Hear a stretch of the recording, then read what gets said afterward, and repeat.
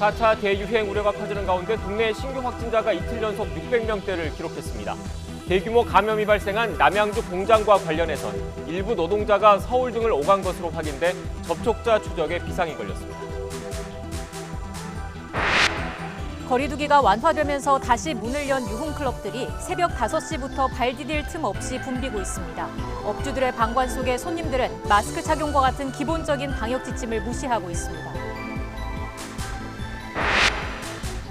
이른바 검찰 인사 패싱 논란과 관련해 사의를 표명한 신현수 청와대 민정수석이 이틀간 휴가를 내고 숙고에 들어갔습니다. 국회 업무보고에 나선 박범계 장관이 오후 회의에서 어떤 입장을 밝힐지 주목됩니다. 코로나 사태 충격으로 지난해 4분기에도 가계의 소득 분배가 나빠져 상위 20%와 하위 20% 가구의 처분 가능 소득 배율이 4.7배로 확대된 것으로 나타났습니다. 하위 20% 가구의 근로소득은 13% 감소했습니다. 김범수 카카오 이사회 의장에 이어서 배달의 민족 창업자인 김봉진 우아한 형제들 의장이 재산의 절반 이상을 사회에 환원하겠다고 밝혔습니다. 기부 액수는 5천억 원이 넘을 것으로 전망됩니다. 램지어 하버드대 교수의 망언에 대한 미국 한인사회의 규탄 움직임이 본격화하고 있습니다. 논문 철회를 요구하는 국제청원운동에 돌입했고 3일절엔 대규모 집회를 열 계획입니다.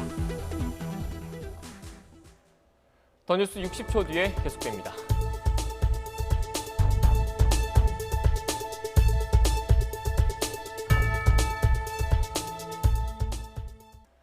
지난해 12월 31일 현 정부 들어서 첫 검찰 출신 청와대 민정수석으로 임명된 신현수 수석.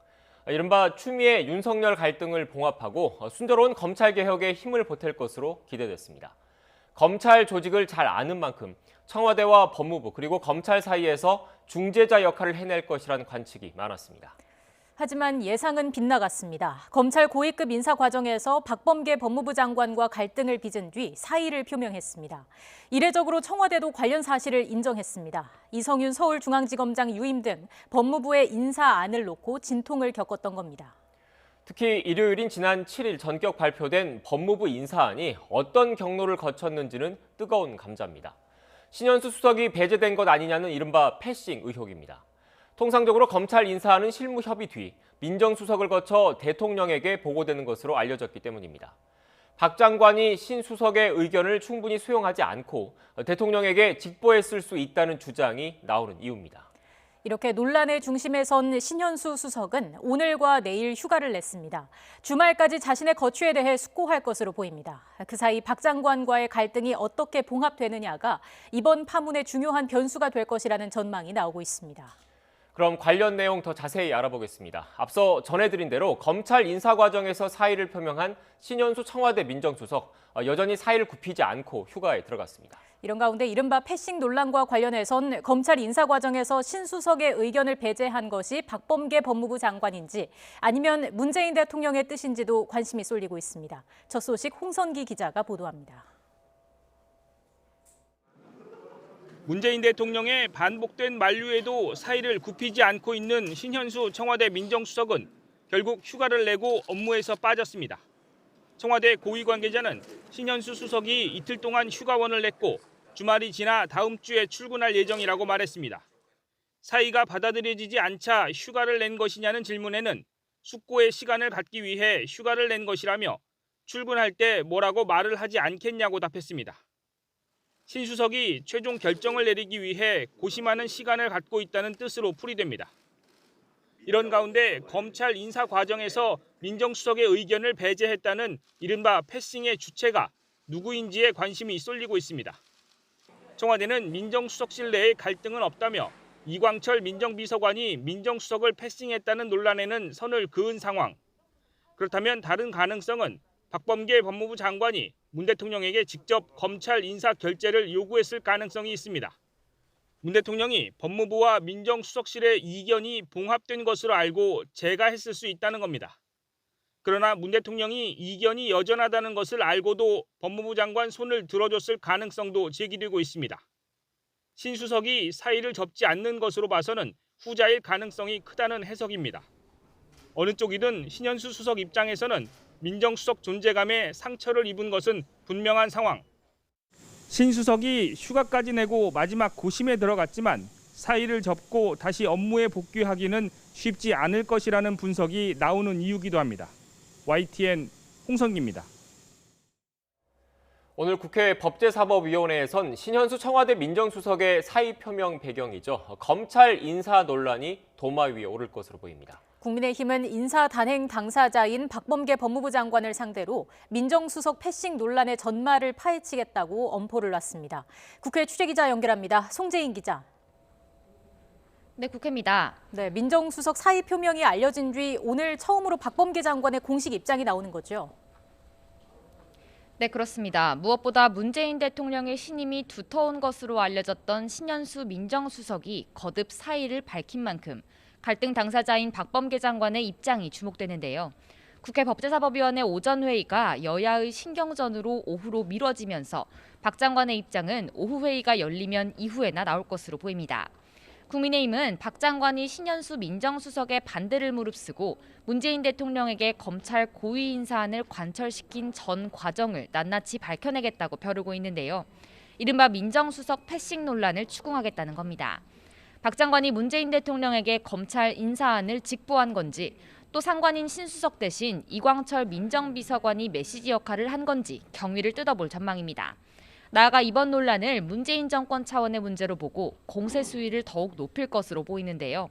앞서 국민의힘은 검찰 출신인 신현수 민정수석보다 친조국 라인인 이광철 민정비서관의 영향력이 컸던 게 이번 사의 표명의 결정적인 이유가 아니냐고 공세했습니다. 문재인 정권 레임덕의 신호탄이라는 말까지 나온 만큼 민주당은 오늘 회의에서 논란 비화를 경계하는 데 힘쓸 것으로 보입니다. 대신 헌법재판소를 상대로 임성근 부장판사 탄핵 심리 계획 등을 물으며 검찰 또 사법개혁 당위성을 강조하는 데 주력할 것으로 보입니다. 네, 이런 가운데 정치권에선 이명박 정부 국정원의 불법 사찰 논란도 쟁점인데 민주당이 박근혜 정부 당시 불법 사찰 여부도 조사해야 한다. 이런 입장을 공식화했죠. 네, 그렇습니다. 민주당 김태년 원내대표는 오늘 아침 회의에서 이명박 정부에서 시작된 국정원의 불법 사찰이 박근혜 정부까지 이어졌을 개연성이 있다고 강조했습니다. 철저한 진상규명을 위해 불법 자료 열람 등 활용할 수 있는 모든 수단을 쓰겠다고 공언했는데요. 민주당이 불법 사찰 규명 대상을 이명박 정부에서 박근혜 정부까지 공식적으로 확대한 겁니다. 이를 두고 일각에서는 의문도 제기되는데요. 앞서 국정원이 국회 정보위원회에 같은 내용을 보고했지만 어제까진 별다른 당 차원의 대응 계획을 공식적으로 밝히지 않았기 때문입니다. 사안의 심각성을 주장하는 차원에서 진상규명을 요구하는 강경한 태도로 이틀 만에 당의 공식 입장이 변한 건데요. 그런 만큼 국민의힘의 반발 수위도 더 높아졌습니다. 정부위 국민의힘 간사 하태경 의원은 이전 정부의 사찰을 중단하라는 지시가 확인되지 않았으니 박근혜 정부 때도 사찰이 이어졌을 거란 논리는 비약이라고 맞받아쳤습니다. 같은 논리라면 중단 지시가 확인되지 않은 노무현 정부도 마찬가지라며 구체적인 증거를 제시하라고 반박했습니다. 국민의힘은 무엇보다 민주당의 근거 없는 불법 사찰 의혹 키우기는 보궐선거를 앞둔 선거용 공세라며 차단에 주력하고 있습니다. 지금까지 국회에서 YTN 송재인입니다.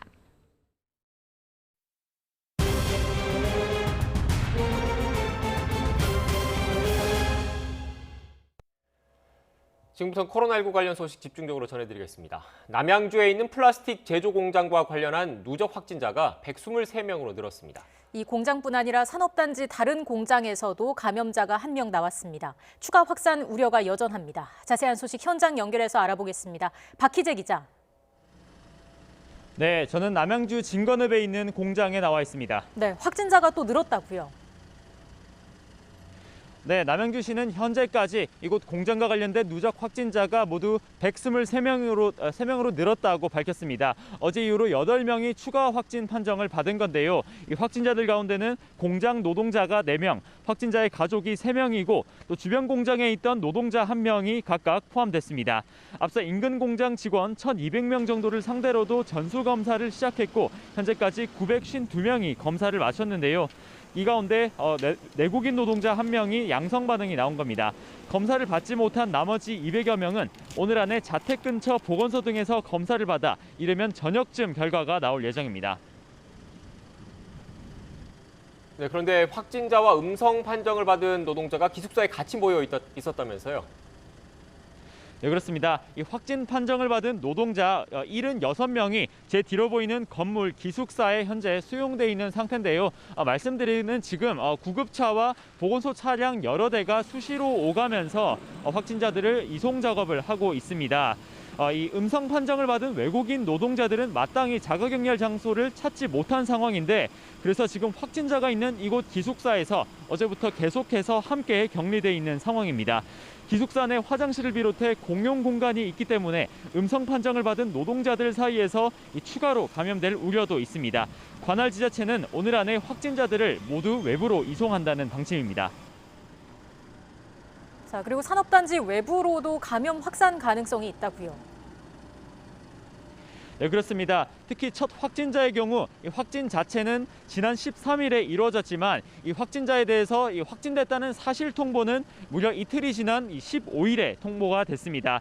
보건당국은 확진 정보가 이 검사가 이뤄진 진료소에서 진료소가 있는 용산구청으로 또 용산구청에서 이 확진자가 거주하고 있는 남양주시로 넘어가는 과정에서 일부 지연이 있었다고 해명했는데요.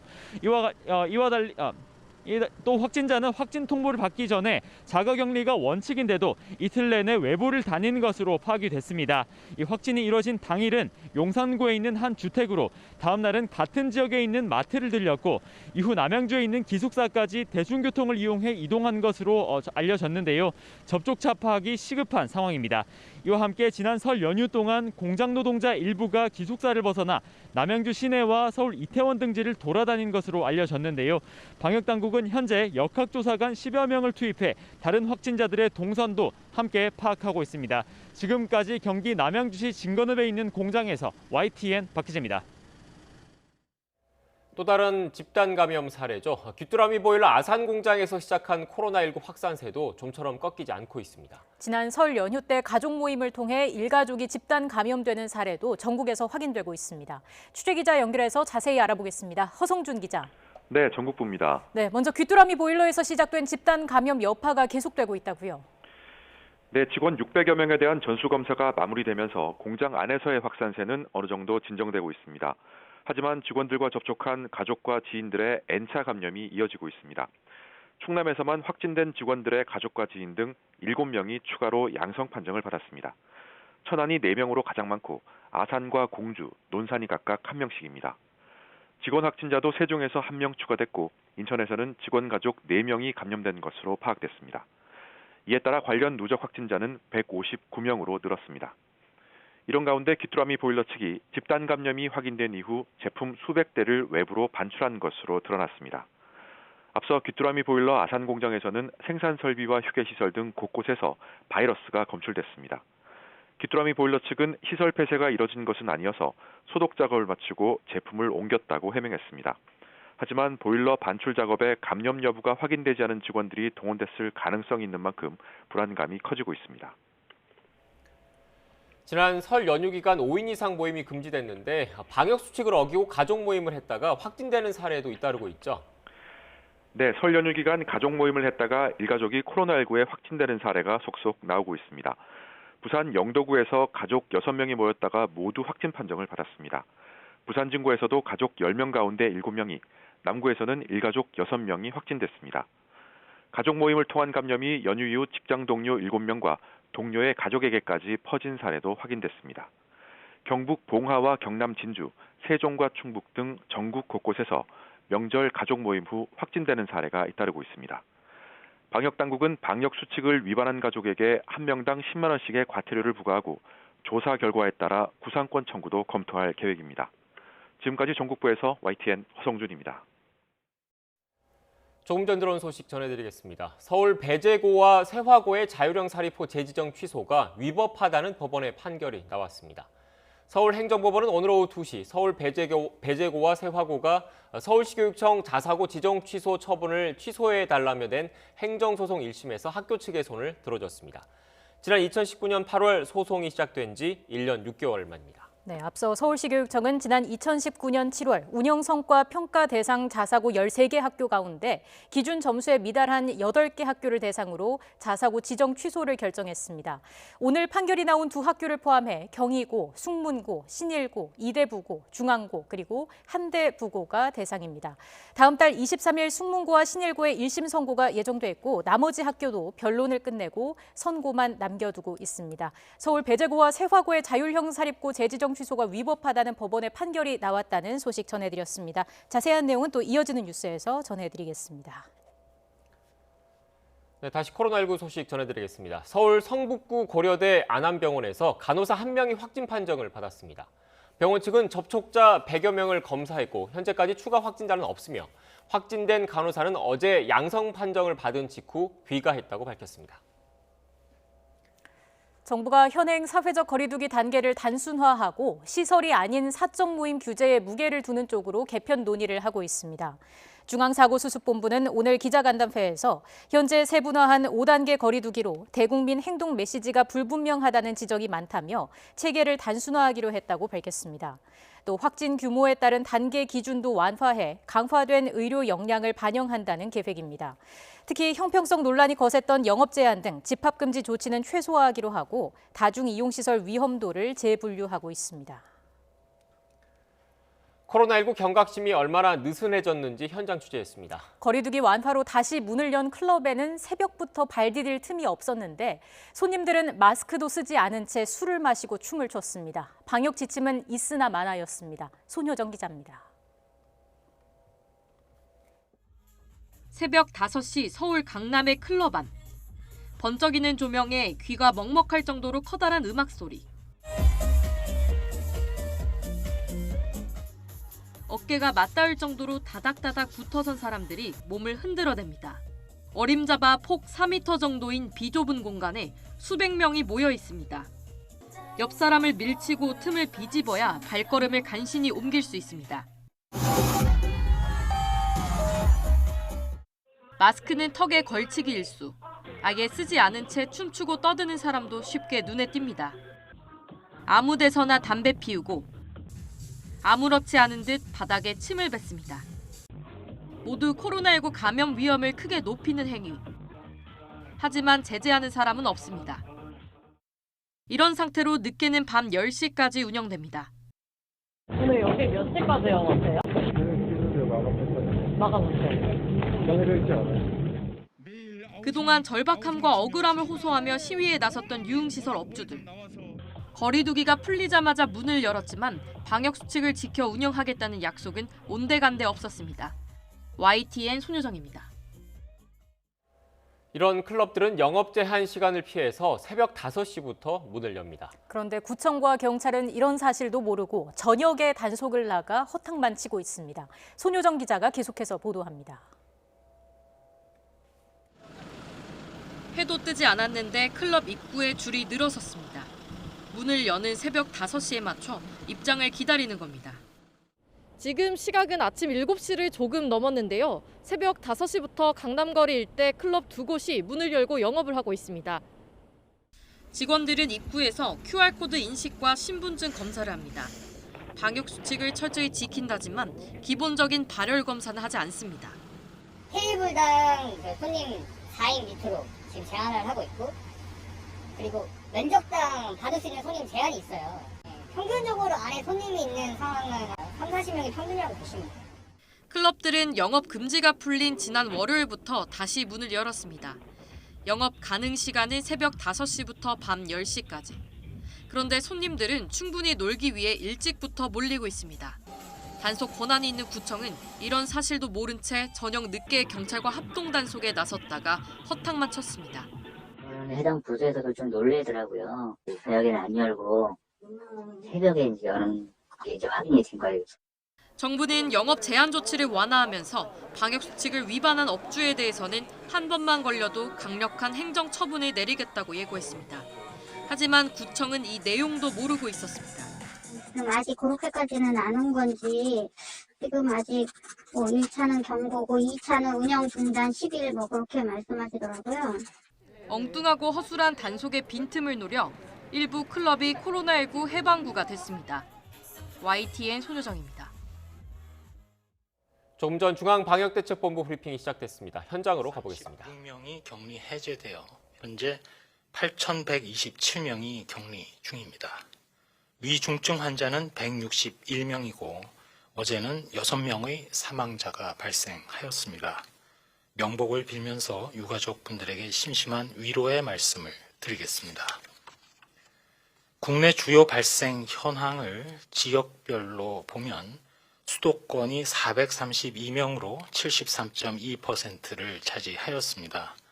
먼저 발생 사례 중에서 전체적으로 설 연휴 가족 등의 모임과 관련해서는 현재 3건의 발생 사례를 보도 참고 자료를 통해서 설명드리고 있는데, 먼저 광주 광산구 가족 모임에서 9명, 다음으로 경북 봉화군 가족 모임에서 7명, 그리고 부산 영도구 가족 모임에서 6명의 확진자가 발견되었습니다.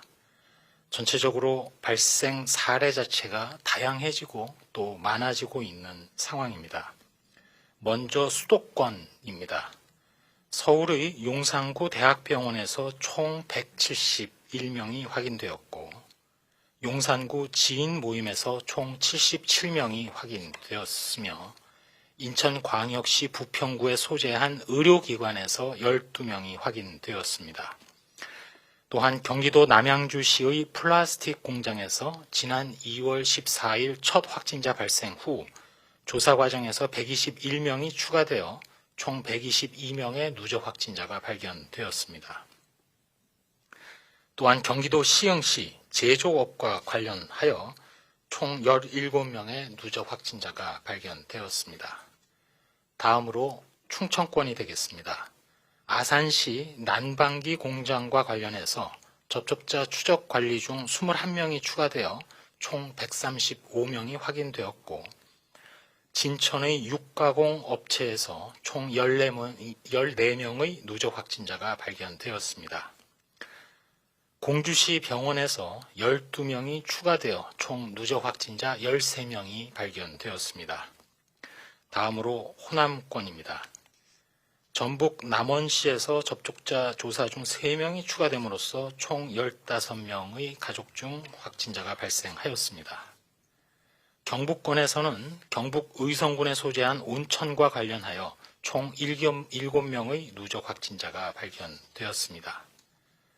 다음으로 경남권에서는 부산 동래구에 소재한 목욕탕과 관련하여 총 11명이 발견되었고, 해운대구 장례식장 보험회사 등과 관련해서 32명, 그리고 북구의 장례식장과 관련하여 총 26명의 확진자가 발견되었습니다. 중앙방역대책본부에서는 최근 제조업, 육가공업 등 대규모 사업장을 중심으로 해서 집단 발생이 증가함에 따라서 이와 관련된 발생 현황 그리고 위험 요인을 분석해서 말씀드리겠습니다. 먼저 의료기관을 포함한 대규모 사업장 관련된 집단 발생이 금년 2021년 1월 이후 총 52건에 1,362명의 확진자가 발견되었습니다. 이 중 수도권이 33건, 63%로 다수를 차지하였고, 환자 규모는 건별로 평균 26.1명이며 발생 기간은 평균 10.8일간이었습니다. 특별히 수도권에서는 용산구 대학병원 그리고 경기도 남양주시의 플라스틱 공장과 관련해서, 또한 충청권의 충남 아산시 난방기 공장과 관련하여 발생한 것이 대표적입니다. 주요한 전파 경로는 직장 동료 간의 전파가 대부분을 차지하였고, 위험 요인을 조사한 결과 우선 작업 환경 및 공용 공간에서의 산밀 환경, 그리고 작업장 내에서 소음 환경 때문에 큰 소리로 대화를 함으로써 비말이 발생하는 점, 그리고 마스크 착용이 미흡한 점도 원인으로 조사되었습니다. 또한 이들 작업장 중에는 외국인 직원의 비중이 높아서 이들의 공동 기숙 생활로 인한 노출 기회 증가도 원인의 하나로 파악이 되었습니다. 방역당국에서는 이렇게 다수가 모여서 근무하거나 또 기숙 생활하는 사업장일수록 기본적인 방역수칙의 준수, 관리를 철저히 해야 함을 다시 한번 강조드립니다.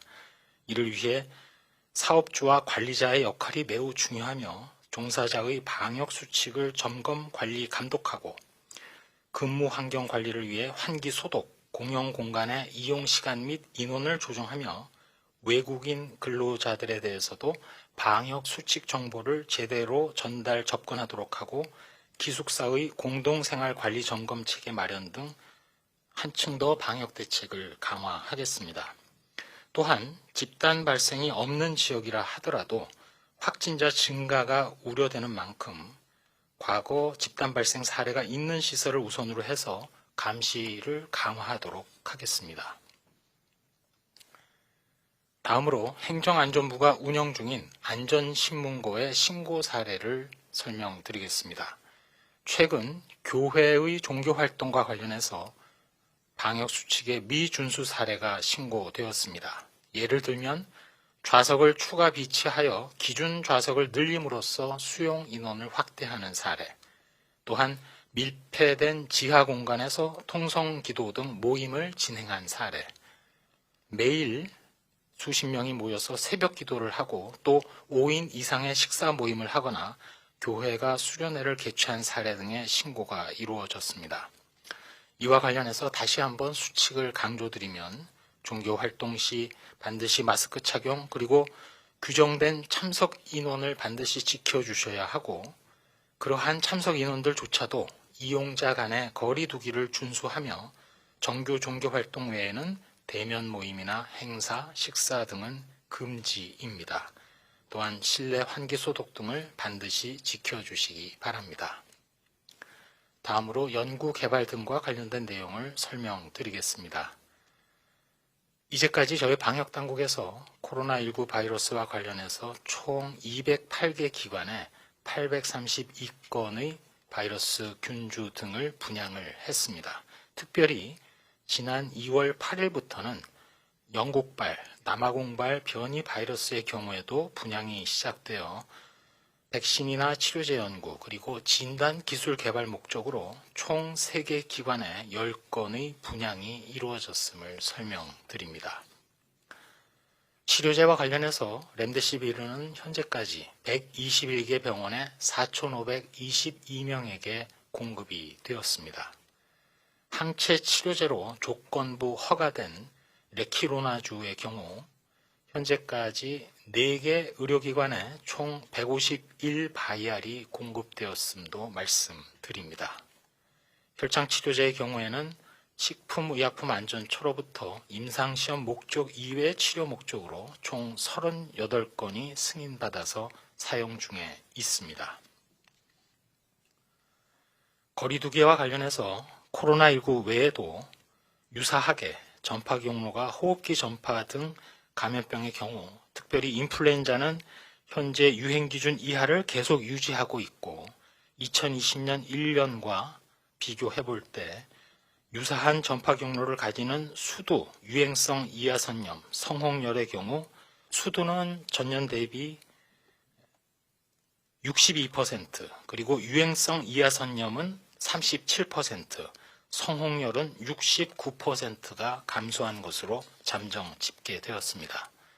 또한 주로 하절기에 유행하는 유행성 결막염의 경우 지난해 여름에는 유행하지 않았습니다.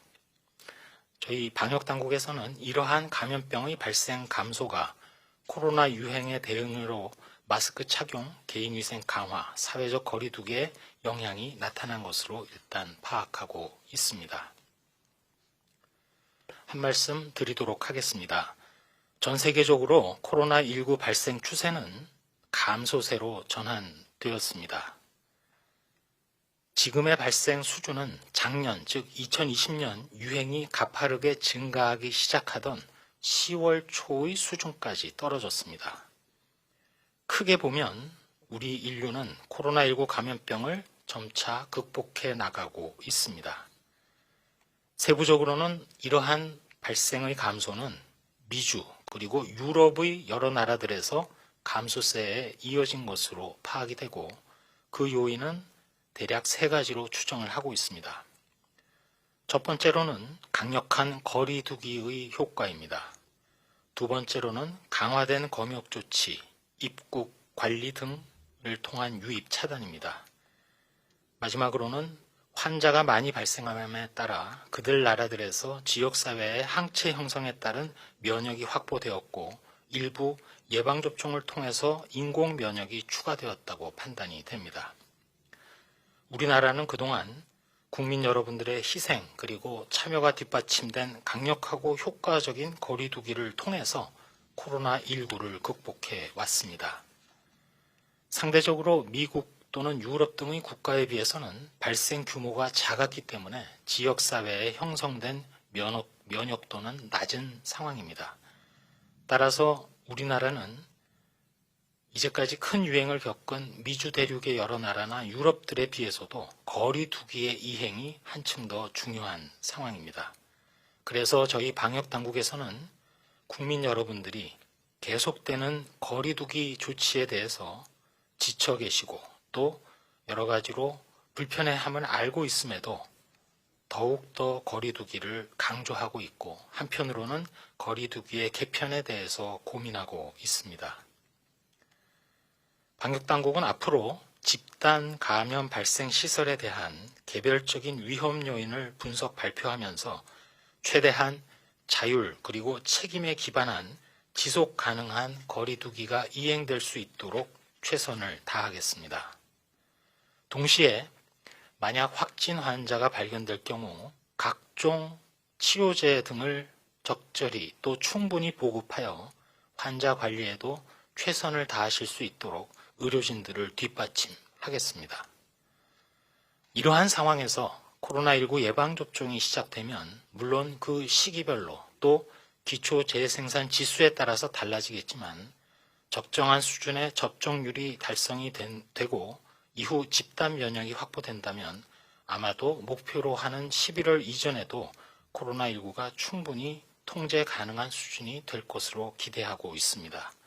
국민 여러분들의 인내와 희생에 거듭 감사드리면서 자율과 책임이 더해지는 거리두기 개편을 고민하는 지금 수칙을 더욱 철저히 잘 지켜주시기를 거듭 부탁 올립니다. 네, 지금부터 기자님들 질문에 답변 드리는 시간 갖겠습니다. 네, 지금까지 중앙방역대책본부 브리핑 들었습니다. 이틀 연속 신규 확진자가 600명을 넘었습니다. 이런 상황에서 주요 발생 현황에 대한 설명이 있었고 또 거리두기 체계에 대한 개편을 고민하고 있다는 내용이 있었는데 보다 자세한 내용은 전문가와 함께 바로 짚어보겠습니다. 네, 최재욱 고려대 의대 예방의학과 교수 나오셨습니다. 어서 오십시오. 네, 안녕하세요. 교수님, 이틀 연속 600명대 확진자가 나왔습니다. 일단 당국은 대단히 심각한 상황이다 이런 표현을 썼었는데 교수님께서는 지금 상황 어떻게 진단하시나요? 물론 뭐 한 이틀 정도 지금 600명대가 나왔고 어제 오늘도 621명이 신규 확진자 나왔습니다. 이제 국내 이제 확진자는 590명이지 않습니까? 근데 좀 내용을 들여다보시면 590명 중에서 9명 중에서 경기도가 227명, 서울이 179명입니다. 그래서 이 부분이 좀 우려되고요. 특히 경기도는 지난 14일 신규 확진자 수가 80명이었습니다. 근데 지금 불과 나흘 만에 237명으로 급증하고 있어서 이 경기도가 왜 이렇게 증가하는지에 대한 그 분석과 함께 이러한 증가 추세가 이틀 정도 갖고 이제 보기 어렵습니다만 그래서 한 이 주말까지 좀 내용을 들여다보고 추세가 지속되는지를 판단하면서 심각도라든지 위중도 이런 부분 종합적으로 고려될 것 같습니다. 네, 추세를 좀 더 봐야 한다는 말씀이셨던 것 같은데 특히 걱정되는 게 설 연휴가 끝난 지 얼마 안 됐지 않습니까? 잠복기 등을 고려했을 때 설 연휴 기간에 이루어졌을지 모를 그런 지역사회 전파 사례가 아직은 반영이 안 된 거지 않습니까? 네. 아무래도 반영이 좀 적게 나온 편이고요. 이제 이번 주말쯤 되면 설 연휴 기간에 이동으로 인한 감염 확산이 그 효과가 정말 있다면은 그런 것이 이제 데이터로 나올 겁니다. 그래서 주말의 상황을 좀 들여다보는 것이 필요할 것 같습니다. 예, 새로운 유행이 발생한다면 그 규모는 이전보다 훨씬 클 것이다 이런 이야기도 나오더라고요. 동의하시는지요? 네, 그건 뭐 당연히 그렇습니다. 그게 유행의 특징이기도 합니다. 3차 대유행 시작 전에는 그 당시에 시작 전에 보통 하루에 환자 수가 신경실 50명, 뭐 100명 사이에서 왔다 갔다 하지 않았습니까? 현재는 지금 현재 왔다 갔다 하는 기본 숫자가 뭐 300명, 400명, 500명에서 출발해서 커지게 된다면 그 대유행이 4차 대유행이 온다면 네. 그 유행의 크기와 심각도는 더 크고 빠르게 올 거라는 것은 뭐 충분히 뭐 그림만 보셔도 이해가 되실 겁니다. 네.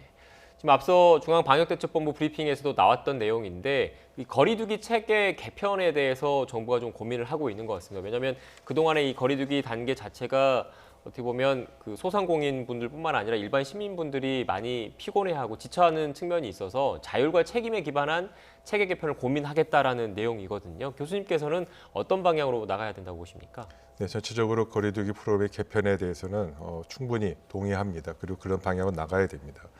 두 가지 측면에서 그 맥락을 들여다봐야 될 것입니다. 첫째는 지역사회 감염이 확산되는 이 현재의 상황은 그 감염 특성에 비추어 봐서 시설 위주가 아니고 자율과 방역의 그 자율과 책임에 기초한 국민 개개인의 생활에 전방위적으로 일상생활에서의 방역 수칙을 이제 중심이 거기로 가야 되지 않습니까? 그래서 거리두기 개편하는 것이고 그러다 보니까 자율과 책임이라는 부분을 얘기했고 네.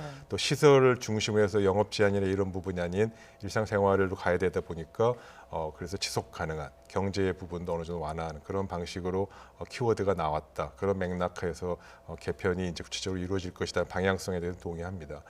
그러나 여기서 한 가지 좀 빠진 부분이 있어서 그 부분은 좀 보완을 해야 될 것 같습니다. 거리두기 프로그램의 개편은 그리고 오로지 국민과 자영업자들의 노력과 참여과 희생에 의해서 하는 것 아니겠습니까? 그러나 그것보다 더 나아가서 근본적으로 지역사회에 잠재되어 있는 무증상의 감염, 찾아내지 못한 감염을 줄이는 노력을 어떻게 할 것이냐에 대한 그 노력이나 그 대책은 좀 누락되어 있는 것 같습니다. 그 부분에 대한 것을 어떻게 줄일 수 있을 것인지 그건 방역 대책입니다. 그리고 예. 행정에서 해야 되는 방역 정책이고요. 그러한 노력도 찾아내서 빨리 환자를 찾아내는 그러한 대책도 같이 보완이 되어야만 국민들이 노력해야 될 부분, 정부가 방역 정책에서 노력해야 될 부분들이 같이 밸런스가 맞아지지 않을까 싶습니다. 교수님께서 생각하시는 구체적인 보완책은 어떤 게 있을까요? 예를 들어 이런 것이죠. 지난 거의 2달 넘게 서울시만 하더라도 선별 검사소를 국민들이 나와서 검사를 받고 이제 많은 환자도 찾아내지 않았습니까?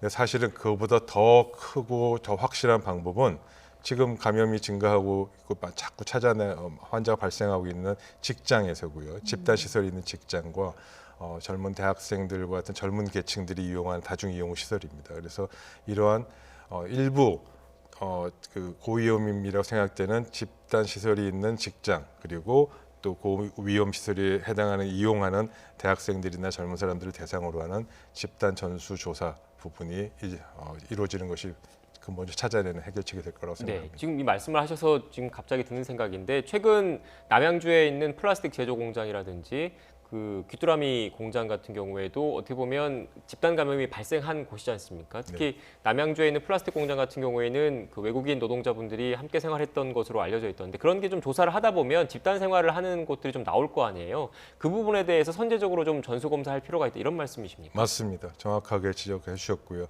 바로 그러한 시설들에 대해서는 사업장에서 자체적으로 2주에 한 번씩 정도 신속 PCR 검사도 있고 여러 좀 신속하게 할 수 있는 검사도 있으니까 그런 검사를 통해서 자율적으로 검사를 해서 선제적으로 찾아내는 노력들이 필요하겠다. 그런 취지로 말씀드렸습니다. 네, 빈틈이 없도록 확실한 대책이 필요해 보이고요.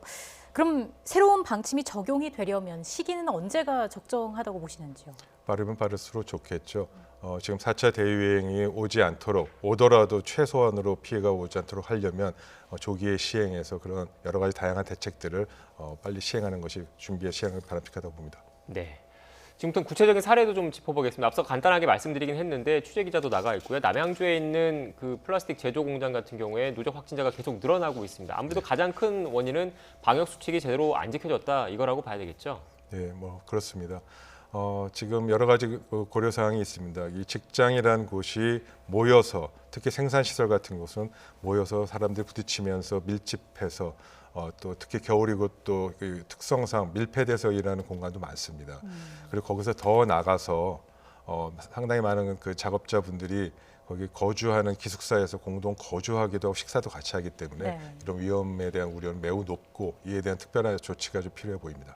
그럼 아산 난방기 공장 같은 경우에는 공장 내에서 온풍기 바람을 타고 코로나 바이러스가 번졌을 가능성도 이야기가 나오고 있더라고요. 가능성 어떻게 보시는지요? 네, 그 점 뭐 저도 지적한 걸 봤습니다만 그에 대한 가능성 역학조사 결과 좀 들여다봐야 될 것 같고요. 온풍기라는 그런 온도와 습도의 조건에 따라서 바이러스가 얼마큼 생존할 수 있는지 그런 부분들은 추가적인 조사를 통해서 확인될 보고요. 아무래도 속단하기는 아직은 좀 이릅니다. 네. 교수님 그리고 또 걱정되는 게 그 설 연휴 기간에는 5인 이상 그 모임 금지가 되면서 뭐 상당수 많은 그 시민분들이 또 고향 방문을 자제하긴 했지만 또 이런 방역 수칙을 또 지키지 않고 모여서 확진되는 사례가 계속 나오고 있거든요. 네. 맞습니다. 그 점은 좀 우려스러웠던 부분이고요. 또 실제로 5인 이상 사적 모임을 넘어서 뭐 7명, 10명 가족이 모여서 이렇게 있다가 지금 감염이 확산된 경우가 계속 보고되고 있습니다. 그래서 그런 부분은 그래서 사회적 거리두기의 자율과 동시에 책임 그리고 그러한 부분들을 어떻게 지켜나갈 것이냐에 대한 국민의 협조가 정말 중요하겠구나라는 걸 다시 한번 느끼게 되고요. 물론 그럼에도 불구하고 100% 모든 걸 막을 수는 없겠습니다만 그런 부분이 이제 아주 적은 이 예외적인 경우에 좀 한해서 어쩔 수 없이 발생하는 것 빼고는 전반적으로 잘 지켜질 수 있도록 국민의 협조가 반드시 필요한 상황입니다. 네. 이런 가운데 또 이번 주부터는 직계 가족의 경우 5인 이상 모임도 가능해지지 않았습니까? 이 부분도 좀 우려되는 부분이 있을 것 같은데요. 네, 뭐 지금 좀 아까 말씀드린 그대로입니다. 직계 가족의 5인 이상 모임 이 부분은 아마 지금 현재 상황으로는 가장 불가피한 특별한 경우에 한해서 아마 지금 그렇게 생길 것 같습니다. 네. 뭐 가족 행사나 결혼이나 또 여러 가지 준비나 뭐 제사 등 뭐 여러 가지가 있겠죠. 그러한 경우에 한해서 어쩔 수 없이 직계 가족은 좀 모여 하더라도 좀 아까 말씀드린 대로 모임을 함에 있어서 최소한으로 자제하고 또 필요한 경우에는 그 모임 할 때 뭐 다 가족이니까 지금 건강 상태가 어떤지 다들 잘 아시지 않겠습니까? 그래서 그런 부분 잘 지켜주시면서 조심하시는 것을 꼭 부탁드려야 될 것 같습니다. 네. 백신 이야기도 좀 해봐야 될 것 같은데요. 앞서 정부에서 65세 이상 고령층, 특히 요양병원에 계신 분들이 최우선 접종 대상이었는데 일단 아스트라제네카 백신이 먼저 들어오기 때문에 효능 논란과 관련해서 일단 65세 이상은 제외를 하고 65세 미만부터 먼저 접종을 할 수 있도록 했지 않습니까? 네. 근데 그렇다 보니까 백신 접종의 전체적인 일정에 차질이 좀 빚어지는 건 아니야 이런 우려가 계속 나오고 있던데 교수님께서는 어떻게 보십니까? 네, 아직 뭐 구체적으로 이 11월 말 우리나라 국민의 집단 면역 형성 그것을 위해서 9월 말까지 집단 접종을 완료한다는 것은 그 큰 그림에서는 그 계획이 좀 늦어질 것 같다라는 거는 아직은 좀 속단인 것 같습니다. 충분히 아직 시간이 많이 남아 있으니까 지금 그 부분은 큰 문제 없이 달성할 수 있다라고 저는 아직은 생각하고요. 네. 다만 그런 과정에 있어서 이 접종, 이 백신의 운송, 수송 보관, 유통 전반의 콜드체인 유지라든지 접종센터와 그다음에 접종을 하는 데서 의료 인력의 확보라든지 이런 계획들이 지금 아직은 좀 미진합니다. 그래서 그런 부분들이 잘 이루어져서 그런 이 과정에서의 문제점에서 지연되는 일은 없도록 한다면 지금 현재 아스트라제네카 백신 65세 이상 고령자가 좀 지연되는 부분들은 충분히 극복할 수 있을 것이다 이렇게 생각합니다. 나오는 우려들을 좀 속단하지는 말되 과정에서의 계획은 철저하게 세울 필요가 있다라는 말씀이셨고요. 기존에 협상 중이던 노바백스 백신 2천만 명분 계약도 이제 마무리가 됐잖아요. 기술 이전으로 인해서 국내에서 생산하는 만큼 2분기 공급에는 무리가 없다. 라고 볼 수 있는 거겠죠? 네, 맞습니다. 특히 노바백스 백신 같은 경우는 이제 국내에서 생산하는 것은 이제 기술 이전 계약까지 했다고 알려져 있습니다. 아직 네. 계약은 지금 체결되지는 않았고요. 계약을 기술 이전을 전제로 한 계획이고 기술 이전은 통상의 그 위탁 생산이라든지 단순 조립이라든지 하고는 좀 다릅니다.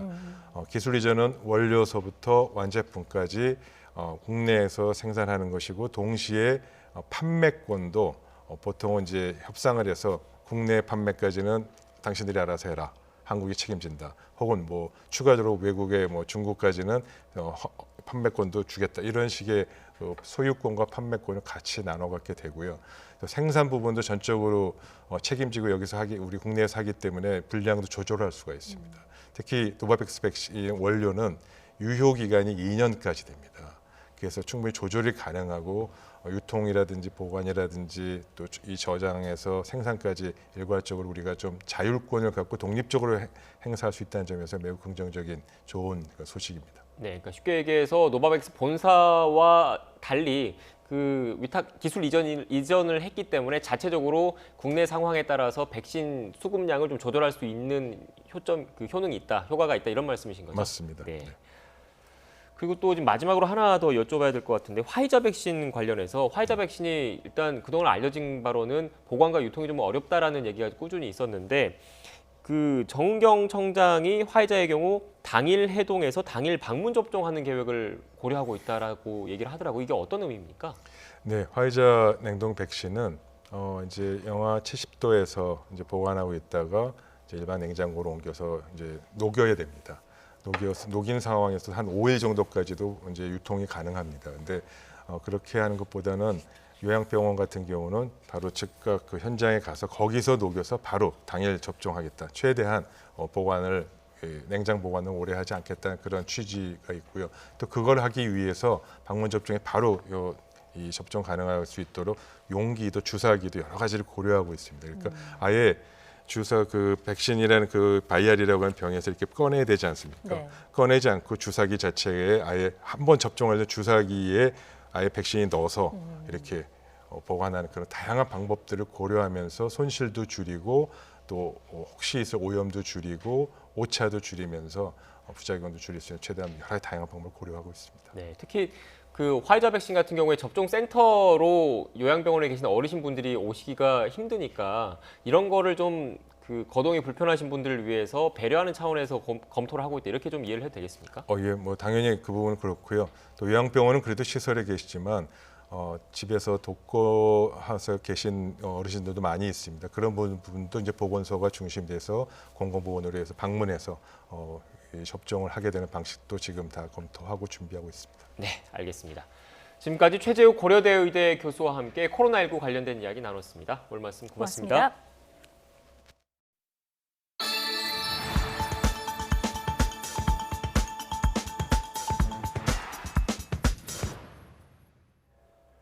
대동강물도 녹는다는 우수를 앞두고 전라도를 중심으로 많은 눈이 내렸습니다. 눈 때문에 있었던 다소 불편한 소식들은 잠시 잊고 2월에 폭설이 다시 소환한 겨울 풍경을 함께 감상해 보시죠. 김민성 기자입니다.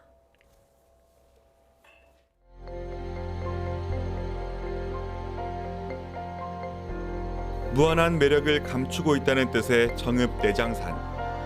새하얀 눈 덕분에 또 한 번 그 진가가 드러납니다.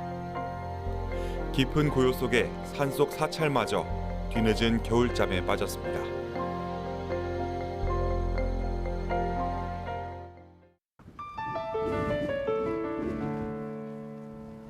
너그러운 엄마품 같은 무주 덕유산. 겨울 삭풍에 가지마다 솜사탕이 열렸습니다.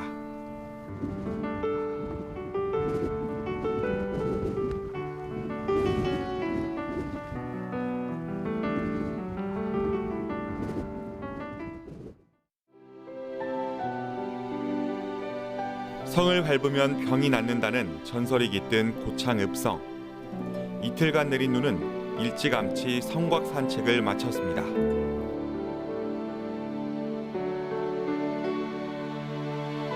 대동강 물도 풀린다는 우수. 코로나19의 꽁꽁한 우리 마음도 이제는 녹아내리길 기원해봅니다. YTN 김민성입니다. 막바지 한파는 내일 낮부터 누그러지겠습니다. 다만 동해안 지역에는 건조특보가 내려졌는데요. 고온건조한 강풍이 불 것으로 보여서 대형 산불 위험이 커질 전망입니다. 자세한 날씨 알아보겠습니다. 권혜인 캐스터.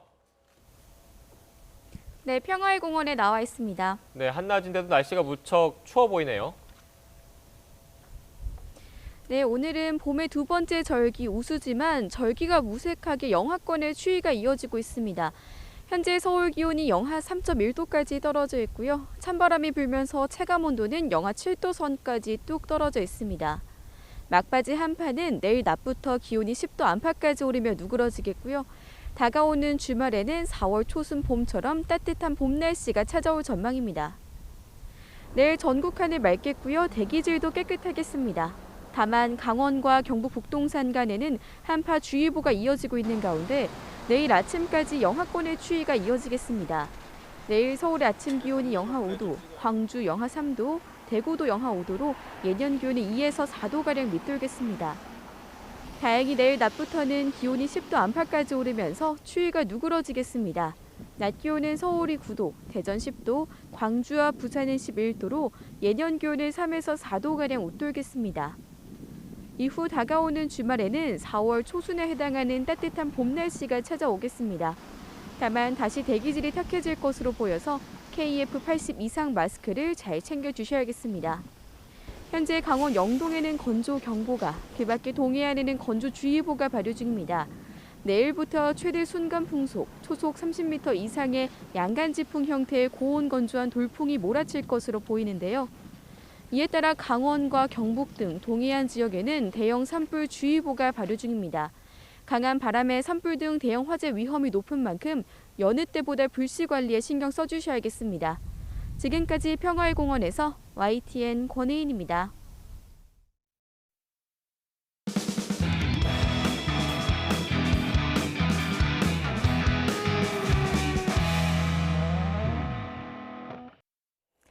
인터넷 주요 포털에서 화제가 되는 뉴스와 검색어 알아보는 더 뉴스 나옵니다. 오늘은 고교 학점제, 장혜영 그리고 김봉진에 대한 관심이 높았습니다.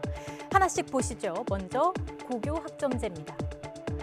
2025년부터 고교 학점제가 전면 도입됩니다. 마치 대학생처럼 학생이 선호하는 과목을 골라서 일정 학점을 이수하면 졸업을 할 수 있는 제도인데요. 어제 유은혜 부총리가 이런 내용의 세부 운영 계획을 발표했습니다. 1학년 때 공통 과목 중심이고 2학년부터 본격적으로 선택 과목을 수강한다는 건데 큰 틀에서는 대학의 학사 과정과 비슷합니다. 학점을 취득하기 위해서는 3분의 2 이상의 출석률 그리고 40% 이상 학업 성취율을 충족해야 합니다. 이렇게 3년간 누적 192학점을 얻어야 졸업이 가능합니다. 사실 현재의 고등학교 시스템이 대대적으로 바뀔 수도 있는 만큼 다양한 우려의 목소리가 나오고 있습니다. 일단 전교조는 입시 위주의 교육이 만연한 상황에서 학점제만 도입하는 건 어불성설이라며 강하게 반발하고 있습니다. 한국교총의 입장은 조금 달랐습니다. 제도가 안착하려면 교사의 수를 늘려야 한다고 강조했습니다. 댓글로도 다양한 반응이 나왔습니다. 먼저 입시 제도에 대한 큰 틀이 나와야 한다고 요구하는 목소리도 있었고요. 처음으로 도입하는 만큼 아이들만 애꿎은 희생양이 되지 않도록 철저히 준비해야 한다고 당부하는 댓글도 눈에 띄었습니다. 두 번째 검색어 보시겠습니다. 정의당 장혜영 의원이 검색어에 올랐습니다. 미 시사주간지 타임이 선정한 떠오르는 인물 100인의 이름을 올렸기 때문입니다. 떠오르는 인물 100인은 타임이 2019년부터 선보인 리스트입니다. 다양한 분야에서 떠오르는 100명의 인물을 선정해서 발표하는데요. 올해 장 의원이 한국인으로는 유일하게 선정됐습니다. 타임은 홈페이지를 통해 장애가 있는 동생의 탈시설을 도우며 다큐멘터리를 제작하고 국회에서 차별금지법 통과를 위해 노력한 행보를 소개했습니다. 이와 함께 지난달 불거진 당내 성추행 사건도 덧붙였습니다. 이런 소식이 전해진 뒤 장 의원은 페이스북을 통해 지난해 6월 자신이 대표 발의한 차별금지법의 제정을 거듭 강조했습니다. 성별이나 장애는 물론 결혼 여부나 성적 지향, 종교 등에 따른 그 어떠한 차별도 금지한다는 내용인데요. 사회적으로 예민한 부분도 있고 반대 목소리도 적지 않아서 국회 차원의 논의는 지지부진한 상태입니다. 이번 일을 계기로 차별금지법 제정에 다시 힘이 실릴지 주목됩니다. 세 번째 검색어 보시겠습니다. 우아한 형제들 김봉진 의장이 검색어에 올랐습니다. 세계적인 기부단체가 김 의장 부부를 회원으로 인정하고 서약서를 공개하면서 이목이 집중됐습니다. 네오위즈와 NHN 등 IT 기업 디자이너 출신인 김봉진 의장은 2011년에 우아한 형제들을 창업하면서 음식 배달 시장에 뛰어들었습니다. 그 뒤로는 그야말로 성공 가도를 달렸습니다. 매출액은 연 5천억 원을 넘어섰고요. 외국 자본들의 투자도 잇따랐습니다. 엄청난 성장을 하면서 논란의 중심에 선 적도 적지 않았습니다. 최근에는 수수료 논란에 휩싸였고 앞서서는 배달앱 요기요를 운영하는 독일 딜리버리 히어로와 합병을 결정하면서 관련 업계의 지각 변동을 예고했습니다. 이번 기부 결정과도 어떤 관련이 있을지 궁금합니다. 김봉진 의장의 통큰 기부 소식은 차유정 기자가 자세히 전해드리겠습니다. 세계적인 기부클럽인 더 기빙 플래지 홈페이지입니다. 워런 버핏, 빌 게이츠 회장 부부 등이 만들었고 페이스북 창업자 마크 저커버그와 테슬라 경영자 일론 머스크 등 억만장자들이 참여하고 있습니다. 이 자선단체의 첫 한국인 가입자가 나왔습니다. 배달의 민족 창업자인 김봉진 우아한 형제들 의장이 주인공입니다. 여기 가입하려면 10억 달러, 우리 돈 1조 원 넘는 자산을 보유하고 재산 절반 이상을 기부해야 합니다. 김 의장 재산은 주식 가치 등을 포함하면 1조 원대에 이르는 것으로 알려져 기부액은 이 중 절반 이상인 5천억 원가량으로 추산됩니다. 김 의장은 서약서에서 넉넉하지 못한 가정 형편에 자신이 이만큼 이룬 건 신의 축복과 운이 좋았다는 것으로밖엔 설명하기 어렵다며 성공을 사회로 돌렸습니다. 이어 최소 수혜자 최우선 배려 원칙에 따라 그 부를 나눌 때 그 가치는 더욱 빛난다고 생각한다고 덧붙였습니다. 열흘 전에는 카카오 창업자인 김범수 이사회 의장이 재산 절반 이상을 사회 문제 해결을 위해 기부하겠다고 선언했습니다. 김범수 의장도 별다른 재산이나 사회적 배경 없이 PC방 창업을 시작으로 지금의 카카오를 일궈낸 자수성가형 창업자입니다.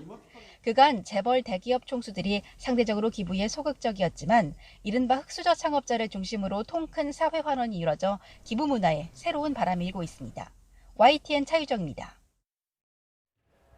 서울 배제고와 세화고의 자율형 사립고 재지정 취소가 위법하다는 법원 판결이 나왔습니다. 부산 해운대고에 이어 또다시 자사고 지위를 유지하라는 판결이 난 건데 정부의 고교 서열화 해소 정책에 적잖은 영향을 끼칠 것으로 보입니다. 취재기자 연결합니다. 박석영 기자.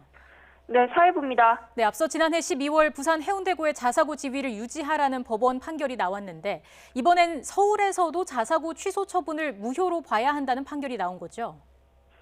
네, 서울행정법원은 오늘 오후 2시 서울 배제고와 세화고가 서울시교육청 자사고 지정 취소 처분을 취소해달라며 낸 행정소송 1심에서 원고의 손을 들어줬습니다.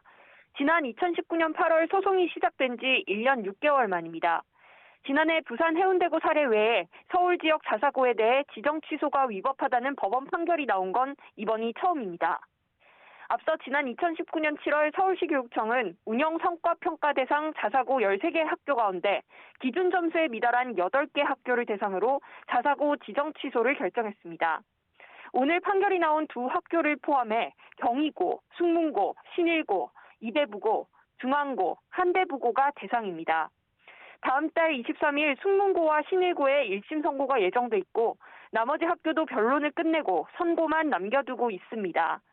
해당 자사고들은 법원에 지정 취소 처분 집행정지 신청을 냈고 법원이 이를 받아들이면서 현재 자사고 지위를 유지해오고 있습니다. 오늘 1심 선고가 나온 뒤 배제고와 세화고 교장들은 자사고로서 다양하고 효과적인 교육을 포함해 최고의 교육을 펼치겠다고 소감을 밝혔습니다. 또 정부의 자사고 일괄 전환 방침과 관련해 현재 서울시 자사고 연합 등이 헌법 소원을 제기한 상태라며 이를 통해 자사고 철회 시행령도 취소되리라 생각한다고 답했습니다. 앞서 지난해 12월에는 부산지방법원이 부산 해운대고의 자사고 지정 취소 처분을 무효로 해야 한다는 판결을 내렸습니다. 재판부는 당시 일부 평가 기준과 평가 지표 변경 등이 해운대고에 현저하게 불리하게 작용했다고 설명했습니다. 이번 판결은 특히 교육부의 자사고 폐지 방침에 타격을 미칠 수 있어서 관심이 쏠렸습니다. 교육부는 오는 2025년까지 자사고와 외고, 국제고를 일괄 전환해 고교 서열화를 해소하겠다는 방침을 밝혔습니다. 이를 기반으로 전체 고등학교에서 대학처럼 학생들이 원하는 과목을 선택해 들을 수 있는 고교 학점제를 전면 적용하겠다고도 발표했습니다. 하지만 부산 해운대고에 이어 이번 재판에서도 자사고가 이긴 만큼 교육부의 고교 서열화 해소 정책에는 제동이 걸릴 것으로 보입니다. 지금까지 사회부에서 YTN 박석영입니다.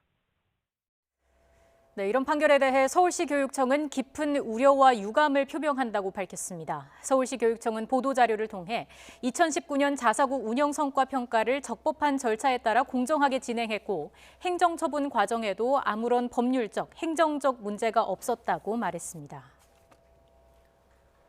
코로나19 여파로 고소득 가구와 저소득 가구 간 소득 분배가 2분기 연속 악화한 것으로 나타났습니다. 일자리 감소와 자영업 황 부진으로 근로소득과 사업소득은 3분기 연속 감소했습니다.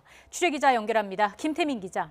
네, 경제부입니다. 네, 소득 양극화가 계속 나빠지고 있다는 통계가 오늘 발표됐다고요. 네, 취약계층의 고용과 소득의 어려움이 지속되고 있는 가운데 소득 양극화가 악화하는 엄중한 상황임이 통계를 통해 나타났습니다.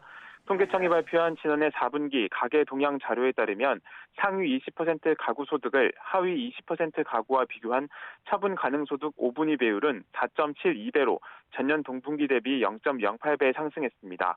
5분위 배율은 전년 동분기 대비 2분기 연속 확대됐는데 이는 고소득 가구와 저소득 가구 간 소득 격차가 계속되고 있는 것을 의미합니다. 소득이 가장 높은 5분위 가구의 지난해 4분기 월 평균 소득은 1,002만 6천 원으로 2.7% 증가한 반면 소득이 가장 낮은 1분위 가구의 월 평균 소득은 164만 원으로 1.7% 증가에 그쳤습니다. 다만 3분기보다는 5분위 배율 격차가 줄었습니다. 또 코로나19가 장기화에 따른 일자리 감소와 자영업 업황 부진으로 근로소득과 사업소득이 3분기 연속 감소했습니다. 특히 저소득층인 1분위 가구의 근로소득은 고용 부진 여파로 13.2%가 줄며 2년 만에 가장 많이 감소했습니다. 반면 정부의 2차 재난지원금 영향으로 이전 소득은 25.1% 증가하며 전체 가구 소득은 1.8% 늘었습니다. 코로나19 장기화 여파로 줄어든 시장 소득을 정부가 정책 지원으로 떠받치는 역할을 하고 있는 상황입니다. 가계 소비 지출은 강화된 거리두기 영향으로 0.1% 줄며 감소세가 지속됐습니다. 식료품과 가족용품 등의 소비는 늘어난 반면 외출과 여행, 대면 서비스 업종인 의류와 오락, 음식, 숙박 등의 지출은 감소했습니다. 정부는 4분기 현소득과 분배 상황에 대한 엄중한 인식을 바탕으로 피해 계층에 대한 생계 지원과 격차를 줄이는 정책 노력을 지속적으로 강화하겠다고 밝혔습니다. 지금까지 경제부에서 전해드렸습니다. 대규모 주택 공급 방안을 담은 2사 대책 발표 이후 전국 아파트값 오름폭이 둔화하고 있습니다. 한국부동산원은 이번 주 전국 아파트값 상승률은 0.25%로 일주일 전 0.27%보다 낮아졌다고 밝혔습니다. 부동산원은 2사 대책 발표 이후 매수 문의가 감소하고 관망세가 나타나는 가운데 명절 연휴 등의 영향으로 매수세가 위축되며 상승폭이 축소됐다고 설명했습니다. 상승세는 서울 강남구 압구정동과 양천구 목동 등 정비사업 기대감이 있는 단지 위주로 컸습니다.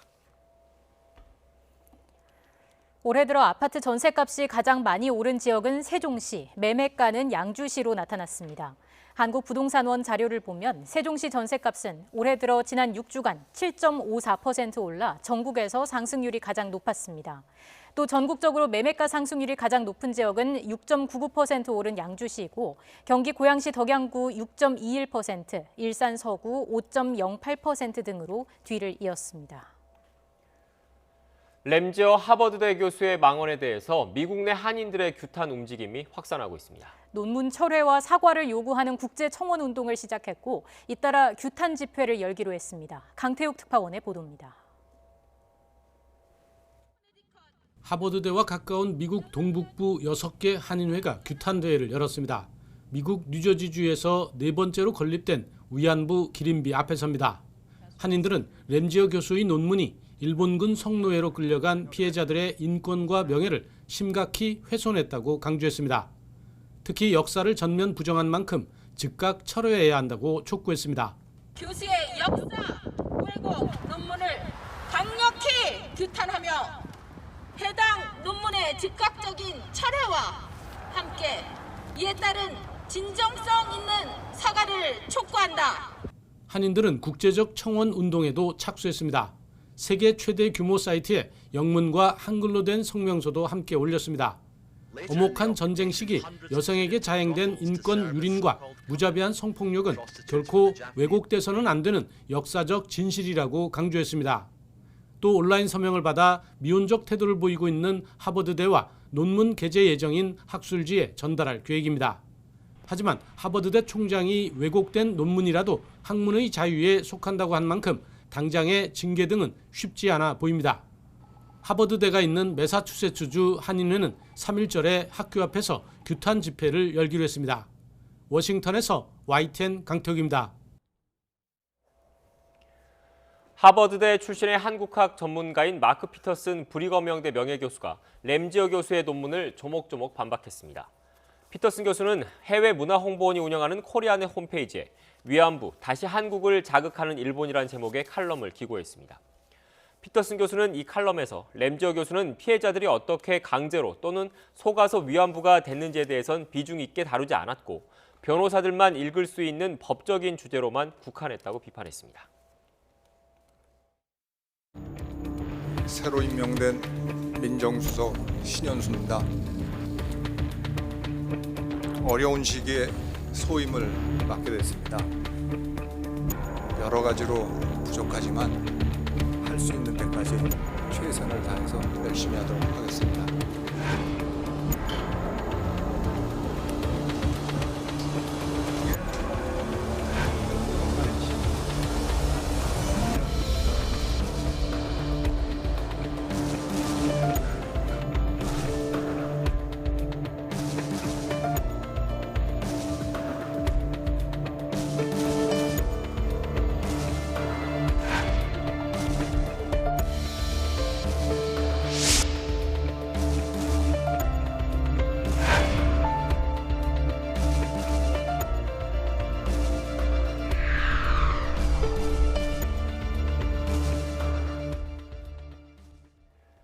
앞서 영상을 통해 보신 것처럼 신현수 청와대 민정수석이 취임 40여일 만에 사의를 표명했습니다. 문재인 대통령의 만류에도 의지가 확고하다, 이런 이야기도 나오고 있습니다. 검찰 인사를 둘러싼 법무부와 검찰의 갈등이 법무부와 민정수석 간의 갈등으로 옮겨간 듯합니다. 정당인 출신 법률 전문가 두 분과 함께 이야기 나눠보겠습니다. 조기현 더불어민주당 법률위 부위원장, 윤기찬 국민의힘 법률위 부위원장 나오셨습니다. 어서 오십시오. 네, 안녕하세요. 안녕하세요. 위원장님, 오늘 앞서 취재기자 통해서 전해드렸는데 신현수 수석이 휴가를 내고 일단 휴가를 갔습니다. 주말까지는 자신의 거취에 대해서 좀 숙고를 할 것으로 예상이 되고 있는데 현재까지는 사의를 고수하는 그런 기류가 강하다, 이런 이야기가 나오고 있더라고요. 예, 뭐 그런 것 같습니다. 당초 기대는 이제 문제가 외부적으로 드러난 이후에 대통령의 만류가 있었다는 발표도 있었고 하기 때문에 그 사의 표명을 접고 뭐 업무도 또 정상적으로 하고 계셨으니까요. 하기를 기대했는데 뭐 고민이 깊어지신 것 같습니다. 아마 이제 주말간의 휴가 기간 동안에 숙고를 하셔서 어떤 입장을 가지고 월요일에 이제 출근하셔서 바뀌실 것 같은데 뭐 여전히 청와대에도 마찬가지고 당도 마찬가지고 뭐 대통령 역시 계속해서 직을 수행하기를 바라시는 입장이기 때문에 그런 입장으로 복귀해 주시기를 뭐 바라는 마음입니다. 네, 이 상황 어떻게 보세요? 저는 2월 7일자 검사장 인사만 갖고 생긴 문제로 보지 않고요. 여러 가지 누적된 그러니까 각자의 입장이나 기조, 심지어는 청와대 여권의 갈등, 개인적으로 그런 와중에 나온 사이기 때문에 구조적으로 바뀌기가 쉽지 않는 문제에서 기인한 거기 때문에 사의가 아마 철회되기는 어려울 것이다. 저는 개인적으로 그렇게 생각하고 있습니다. 네. 그런데 신현수 수석 같은 경우에는 문재인 정부 들어서 첫 검찰 출신 민정수석이고 또 문재인 대통령이 검찰 출신 인사 가운데서는 또 믿고 있는 인물로 알려졌거든요. 예, 그렇습니다. 뭐 정권 초기부터 유력한 민정수석 후보이기도 했고 법무부 장관 기용에 대한 뭐 여러 가지 발표들도 검토들도 있었고 한데 대통령과의 인연은 뭐 다 아시다시피 참여정부 때부터 시작해서 15년 정도를 같이 또 하셨고 지난 대선에서 법률지원단장으로 해서 실제 대통령과 아주 긴밀하게 소통하시고 이 검찰개혁이나 사법개혁에 대한 입장도 뭐 대통령과 아주 뭐 긴밀하게 같이 나누신 분이기 때문에 아마 이런 부분을 고려해서 정권 마지막에 대통령이 검찰 출신을 민정수석에 기용하지 않아 왔던 뭐 지금까지의 관행에도 불구하고 신수석을 기용을 하셨던 것이고요.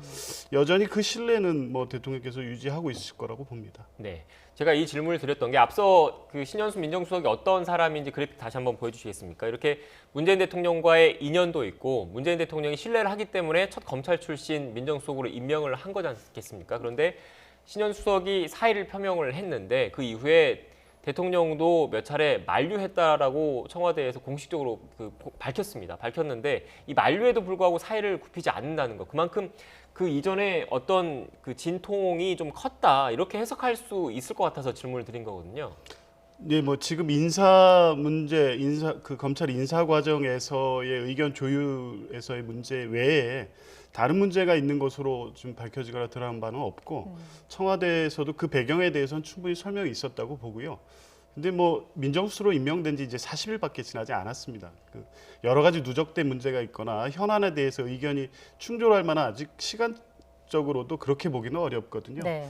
검찰 인사가 이제 향후의 검찰과 법무부의 관계, 검찰 개혁에서 중요한 문제였기 때문에 다른 요인이 있었다고 보기는 어렵고 인사 과정에서의 문제가 중요하게 작용하지 않았나 이렇게 봅니다. 네, 표면 위로 드러난 문제를 좀 들여다보겠습니다. 저희가 준비한 그래픽이 있는데 사이 파동의 출발점이 된 건 검찰 인사였죠. 박범계표 첫 간부 인사 면면부터 한번 좀 살펴보겠습니다. 그래픽 보여주시죠. 자, 보시면 이정수 서울 남부지검장 같은 경우에는 법무부 검찰국장으로 옮기게 됐고요. 또 심재철 법무부 검찰국장은 서울 남부지검장으로, 그리고 지금 보시는 것처럼 조종태 춘천지검장이 대검찰청 기획조정부장, 김지용 서울고검 차장검사는 춘천지검장을 맡게 됩니다. 이성윤 지검장은 지난 8월에 이어서 유임이 됐거든요. 윤 총장 측의 불만이 나올 수밖에 없는 상황이겠죠. 그러니까 윤 총장의 불만을 뭐 고려해야 되겠지만 꼭 그것이 결정적인 이유는 아니라고 봅니다. 예를 들어서 지금 인사폭이 크지 않았고 실제 인사를 보면 이정수 그 남부지검장이 검찰국장으로 한 몇 개월 만에 옮겨간 거 하고 네. 심재철 국장이 남부지검장으로 이거 교체된 것뿐이 없어요. 나머지는 거의 유임 또는 공석이었던 기조부장으로 이제 춘천지검장이 올라온 거 이 정도거든요. 그렇다면 인사 내용에 대해서는 사실 민정수석이 거기에 대한 불만을 크게 대통령께 불만을 낼 수는 없는 거거든요. 그 과정이나 들어가 봤더니 역학관계가 본인이 생각했던 거하고 다르다라는 인식을 가졌던 게 아닌가라는 생각이 들고 네. 예를 들면 원래는 인사제청이 인사수석실을 통해서 제청이 되잖아요. 근데 유일하게 검찰과 경찰의 인사만큼은 민정수석실을 통해서 제청되는 이런 내부적인 프로세스를 갖고 있단 말이죠. 예. 그런데 제청 없이 장관이 직접 대통령께 재가를 받았다면 별 문제인데 제청 절차를 통해서 제가 받았다면 분명히 민정수석실을 통해서 제청을 했을 거예요. 근데 민정수석은 그 제청 사실을 몰랐다, 제가 사실 몰랐다는 거 아니겠습니까? 발표 사실도. 그렇다면 민정수석실에 민정수석에게 보고하지 않고 누군가가 제청 프로세스를 실행했다는 것이죠. 그 누군가가 누구냐에 대해서는 여러 가지 설이 나오지만 네. 결국은 뭐냐면 대통령께서도 사의를 여러 차례 반려한 것은 내 뜻이 아니라는 의사표시일 수도 있고, 왜냐하면 대통령의 뜻을 펼치는 것이 민정수석인데 민정수석이 거기에 반발을 했다는 것은 대통령의 뜻이 그게 아니라는 거죠. 또 사표를 반려했다는 것은 대통령의 뜻과 반대되는 행동을 하지 않았다, 신현수는. 그러면 결국은 어떤 일이 벌어졌느냐는 이제 누군가, 민정수석실의 누군가가 대통령의 뜻과는 약간 다른, 또는 기존의 업무 프로세스와는 다른 형태의 제청 과정에 관여했다.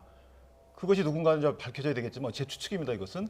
그래서 거기서 오는 구조적인 문제, 이런 문제를 비춰볼 때 신현수 그 수석의 입장에서 볼 때는 본인은 진정성을 갖고 대통령을 중심으로 보좌하려고 왔는데 와서 보니까 모든 권력 관계나 이런 것들이 본인의 역할을 하기에는 공간이 너무 비좁고 이미 한계를 넘어섰다.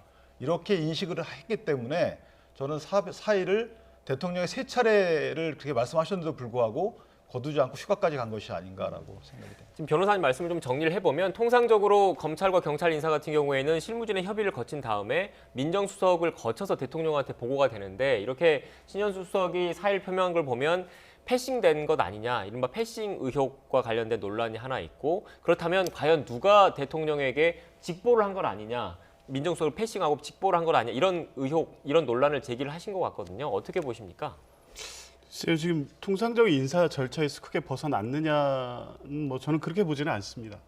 그 청와대 설명처럼 법무부 장관의 인사안이 있었고 그 민정수석실은 이제 그 이전의 인사안을 가지고 인사 검증 절차도 거치고 뭐 이런 부분에 대한 검토를 해서 대통령께 보고를 하고 이런 과정이 이제 법무부 제청 과정에 서로 조율하는 과정이 있었을 것인데 이때 이제 조율이 완성되지 않은 상태에서 법무부 안이 그대로 보고가 돼서 제가 됐기 때문에 그 과정에서 이제 신현수 수석으로서는 자기 역할을 제대로 못한 것에 대한 어떤 불만이나 이런 불편함이 있었던 것은 맞아 보이지만 그 통상적인 인사 절차에 반한 위법적인 개입이 있었거나 이렇다고 보기는 어렵습니다. 지금 이제 일부 언론 보도에서 나오는 것처럼 뭐 민정비서관이 여기에 다른 역할을 하지 않았나 이런 부분을 문제 제기하시는 것 같은데요. 이광철 민정비서관의 역할은 이 검찰 인사 부분의 업무를 하는 것이 아니기 때문에 검찰 인사안 자체 마련 때부터 이 사안 자체를 보고 있지 않았을 것으로 보이고 특히 이광철 수석과 신수석과의 관계는 오히려 이 법무부 장관보다 더 깊고 신뢰관계가 깊은 사이거든요. 이미 그 대통령 선거 때부터 해서 범죄지원팀에서 같이 계속 활동을 해오셨던 분이기 때문에 그 민정비서관실, 민정수석을 배제한 다른 라인이 이번 인사에 개입했다고 보기는 어렵습니다. 네, 그럼 다시 내용을 좀 정리를 하면 청와대에서 일단 이광철 비서관과 관련해서는 관계가 없다라고 선을 그었고, 그리고 민정수석 패싱한 것 아니냐 이런 논란에 대해서도 아니다라고 일단 선을 그은 상태입니다. 이거 먼저 말씀을 드리고 질문을 드릴게요. 근데 청와대 발표는 그런데 일반적으로 업무 프로세스를 보면은 사실 수석이 들고 대통령께 들어가진 않는다고 저는 알고 있어요. 비서관이 들고 들어간다고 알고 있거든요. 근데 재가를 일단 대통령께 재가를 받은 건 맞잖아요. 재가를 받았다고 지금 청와대 인정했기 때문에. 그럼 장관이 직접 재가를 받았는지. 근데 통상 그런 건 거의 없단 말이죠. 그렇다면 누군가 민정수석실을 통해서 제청을 해서 재가를 받는데, 그럼 민정비서관이 들어가서 받았을 텐데, 예측컨대 그러면 비서관이 민정비서관은 사전에 민정수석에 알리지 않았는지, 민정수석이 몰랐다는 건 지금 다 드러나 있기 때문에 그 알리지 않은 배경은 뭔지, 이거에 대한 분명한 의구심을 풀어야 되는 부분이고요. 더 크게 보면은 대통령의 인사 스타일은 어떻게 알려져 있냐면, 이 사람 시켜라 저 사람 시켜라 하지 않는다고 알려져 있어요. 그러니까 해당 부처에 장관이 마련해 오는 검찰국장을 통해서 마련해 오는 그 안을 토대로 해서 그 인사를 하지, 사전에 누굴 찍어서 이렇게 얘기하지 않는다고 알려져 있거든요. 예. 맞는지 안 맞는지 모르지만. 그렇다면 대통령 입장에서 보면 이게 정상적인 프로세스를 통해서 올라왔구나라고 생각하실 수 있는 거예요. 근데 거기에 민정수석에게 민정비서관이 만약에 보고를 안 했다 그러면 사실 패싱이라고 명명해도 크게 지나칠 염려가 없는 것이고, 하나만 더 말씀드리면, 더 크게 보면 사실은 과연 이런 사태에서 민정수석은 분명히 대통령을 위한다고 업무를 했을 거예요. 그렇다면 그렇지 않은 이와 달리 업무를 한 사람은 어떤 영향력 하에 했는지가 사실은 제일 중요한 문제다. 이렇게 생각합니다. 네, 말씀해 주시죠. 예, 바로 잡을 게 있는데요. 지금 민정비서관이 그 보고 역할을 했을 것이라는 것을 추정에 불과한 건 사실처럼 지금 전제하고 말씀하시니까, 이거는 단순히 청와대 해명이 있어서가 아니라 민정비서관의 역할이 검찰 인사에 관여할 수도 없고, 실제 반부패 비서관실이 검찰과 관련된 업무를 하고 있기 때문에 이광철 비서관이 그 정권 초기부터 계속 민정수석실에 있었다는 이유만으로 검찰 인사와 관련해서 상당한 영향을 행사했을 것이라는 추정으로 지금 말씀하시는 거거든요. 이거는 그 청와대 그 관계자도 단호하게 이건 자기의 명예를 걸고 아니라고 해명을 했는데, 그만큼 그럴 사실일 가능성이 없다는 것이고요. 실제 직제나 역할에 있어서도 그거는 좀 분명해 보입니다. 네. 제가 하나만 말씀드리면, 이광철 민정비서관이 들고 들어갔다는 게 아니고 일반적인 업무 프로세스가 그렇다는 거예요. 인사수석이 들고 들어가는 경우보다 인사비서관이 들고 들어가는 경우가 많단 말이죠. 일반적인 제청 과정에서. 역시나 민정수석실 경우에도 수석이 들고 들어가는 경우보다 민정비서관이 들고 들어가는 경우가 많다. 일반적인 청와대 업무 프로세스가 그렇다는 걸 제가 말씀드립니다. 네, 두 분 다 일단 구체적으로 누가 그 안을 가지고 대통령께 들어갔느냐를 놓고 서로 말씀을 하셨는데, 이 구체적인 사안에 대해서는 청와대는 일단 밝히지 않았습니다. 그리고 이 관련해서 좀 더 그 구체적인 내용을 듣기 위해서는 핵심 당사자 중 한 명이 박범계 장관의 입을 통해서 듣는 수밖에 없을 것 같은데, 오늘 마침 국회 법사위에서 회의가 열려서 들을 수 있지 않을까라고 생각을 하고 취재기자도 연결했었는데, 현재 그 현장 취재기자 얘기로는 파행을 겪고 있다고 합니다. 그래서 네. 관련된 내용은 좀 진행이 된다면, 관련 입장이 들어온다면 전해드려야 될 것 같습니다. 예, 좀 더 지켜봐야 할 것 같고요. 박범계 장관이 그 조율 중인 검찰 인사 발표를 강행한 그 이유는 뭘까요? 그 검찰 인사라는 게 검찰청법에 규정돼 있는 것처럼 그 보직이나 관련된 인사안이 마련이 되면 검찰총장의 의견을 들어서 대통령께 제청을 해서 하는 게 검찰 인사의 절차니까요. 그 절차대로 이행을 한 것이고, 이게 이제 검찰총장의 의견을 듣는 과정에서 윤 총장이 흡족할 만한 안이 아니었을 수도 있고, 그거에 대해서 검찰 내부에 반발이 있었던 것도 사실이지만, 그 의견을 듣는 과정에서 그것이 완벽하게 일치되지 않는다고 해서 인사를 못 할 수 없는 건 아니지 않습니까? 그래서 최대한 검찰 측의 입장을 존중하는 가운데 마련된 인사안이었고, 그 과정 그걸 가지고 대통령께 제청을 한 것이고, 그 안이 명백히 불합리하거나 검찰의 입장을 완전히 배제한 정도의 안은 아니라고 보기 때문에 그 정상적인 절차에서 이루어진 인사라 이렇게 보고 있습니다. 저는 개인적으로 박범계 장관이 이제 기자분들한테 설명할 때 윤석열 총장 입장에서는 좀 미흡한 부분이 있을 수 있지만 본인은 최선을 다했다라고 얘기했어요. 마치 이게 본인이 결정권자가 아닌 듯한 표현이 들어가 있단 말이죠. 그러니까 최선을 다해서 조화로운 안을 만들려고 노력했다라고 저는 들었단 말이에요. 그렇다면 그래서 그 당시에 저는 이게 청와대 신현수 수석의 의사가 많이 반영됐구나라고 한때 생각을 한 적이 있어요. 근데 지금 이런 사태를 놓고 보니까 그 영향을 미쳤을 법한 분이 청와대가 아니었구나라는 생각이 들고, 그렇다면 이거 여건이 아닌가라는 개인적인 생각을 하게 되는 거고요. 왜냐하면 그 당시에 여러 가지 변수가 생긴 게 원전 관련해서 이제 전 장관에 대한 영장이 들어갔단 말이죠. 그러니까 여권 입장에서 보면 신현수 검찰 출신 특히 기수가 높은 분이 와서 검찰에 대해서 적당히 좋은 관계 유지해서 수사를 좀 덜 되게끔 하거나 완화되게끔 할 수 있을지 기대를 했는데 그것이 안 되고 영장 청구가 전격적으로 들어가기 때문에 그렇다면 자체적으로 인사를 통해서 그런 목적 달성에서 노력하려고 했던 것이 아닌가라는 생각을 야당은 갖고 있는 거예요.